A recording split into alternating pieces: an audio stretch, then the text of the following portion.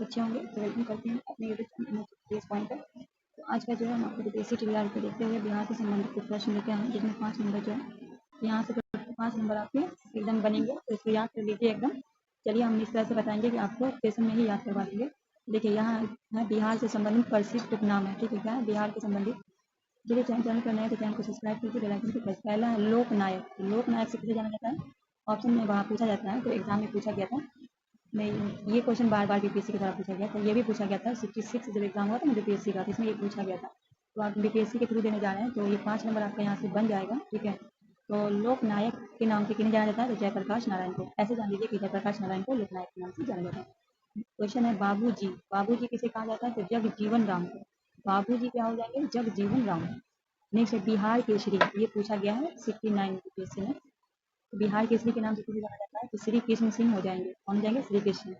बिहार विभूति। क्या बिहार विभूति के नाम से किसे जाना जाता है? तो अनुग्रह नारायण सिन्हा। किन्हें जाना जाता है? अनुग्रह नारायण सिन्हा। नेक्स्ट है जननायक। जननायक के नाम से जाना जाता है कर्पूरी ठाकुर। किसे जाना जाता है? कर्पूरी ठाकुर।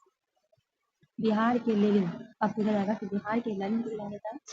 बाबू जगदेव प्रसाद को।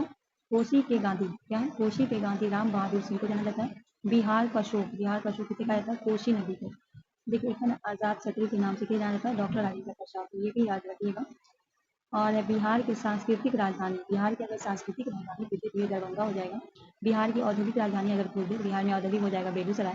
ज्ञानदेव नगर पूछ दे तो ये बोधगया हो जाएगा। मिनी दार्जिलिंग अगर पूछे कि बिहार में मिनी दार्जिलिंग का तो ये पूर्णिया हो जाएगा। Silk city. सिल्क सिटी के नाम से किया जाता है? भागलपुर को। ज्ञान की भूमि।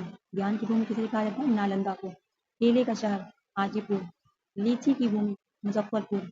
चित्रकला का शहर मधुबनी। पेंटिंग आपका जो हो गया ये सब बिहार से। बिहार में जो है बिहार से के लोग हैं, बिहार की जगह है जिसको कौन से नाम से जाना जाता है।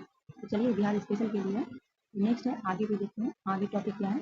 ब्रिटिश शासन के दौरान बिहार के प्रकाशित प्रसिद्ध समाचार पत्र उनके प्रशासक। जो ब्रिटिश शासन के दौरान बिहार से प्रकाशित जो प्रसिद्ध समाचार पत्र थे उनको किसने प्रकाशित किया? उनका the journal of Bihari research society कब हुआ था? 1850 में शाह कबीरुद्दीन अहमद के द्वारा। प्रकाशक कौन थे उनके? शाह कबीरुद्दीन। कब प्रकाशन हुआ? 1850 में। अखबार बिहार। क्या है? अखबार बिहार 1856 में विलियम टेलर के द्वारा। किसके द्वारा? विलियम टेलर के द्वारा। नाम क्या है? अखबार बिहार। नेक्स्ट है बिहार बंधु। बिहार का पहला एक बार बिहार का पहला जो एक बार का नाम बिहार बंधु। अगर उर्दू की बात करें तो उर्दू में आप बताइए कि उर्दू अखबार का क्या नाम था? बिहार बंधु बिहार का पहला है जो 1872 में बालकृष्ण भट्ट केशव राम भट्ट। नेक्स्ट है द बिहार हेराल्ड। बिहार का पहला अंग्रेजी अखबार है जो 1875 में गुरु प्रसाद सिंह के द्वारा छापा गया था। 1875 में हिंदी 1875। आरा। ये आरा से था बिहार का पहला उर्दू अखबार जो अभी हमने आपको बताया जो 1876 में मोहम्मद हाशिम के द्वारा। ठीक है, क्या अखबार का नाम था? आरा। द इंडियन क्रॉनिकल 1881 में विदेश्वर सिंह शालिग्राम से। बिहार टाइम्स 1894 में सचिदानंद सिन्हा। सर्च लाइट 1918 सचिदानंद सिन्हा और राजेंद्र प्रसाद। द मदरलैंड 1981 में मौलाना मजरूल हक। आगे है द पटना टाइम्स 1924 में मोहम्मद यूनुस। बिहार के पहले कौन थे? प्रधानमंत्री थे। याद है, मुस्लिम प्रधानमंत्री कौन थे? Mohammad Yunus. The Indian nation 1930 Darbhanga के महाराजा कामेश्वर सिंह, जिनमें अभी जिनके नाम से ललित नारायण यूनिवर्सिटी चल रहा है, कामेश्वर सिंह। आर्यावर्त 1941 में दरभंगा के महाराजा कामेश्वर सिंह। अब कुछ और जान लेते हैं बिहार की यूरोप कंपनी के बारे में। पुर्तगाली। पुर्तगाली बिहार में प्रवेश करने से पहले यूरोप में थे। पुर्तगाली बिहार में प्रवेश करने से पहले कहाँ थे? यूरोपीय थे। पुर्तगाली मुख्य कपड़ा विशेषकर कपास के बदले मसाला का व्यापार करते थे।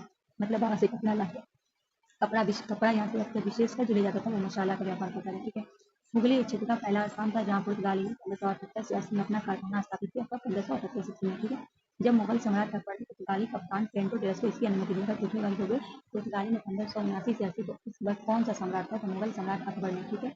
1599 में पुर्तगाली व्यापारी ने बंदेल का एक कन्वेंट और चर्च का निर्माण किया जो बंगाल का पहला ईसाई चर्च। तो ब्रिटिश हुकूमत अंग्रेज द्वारा पहले कौन आया? पुर्तगाली।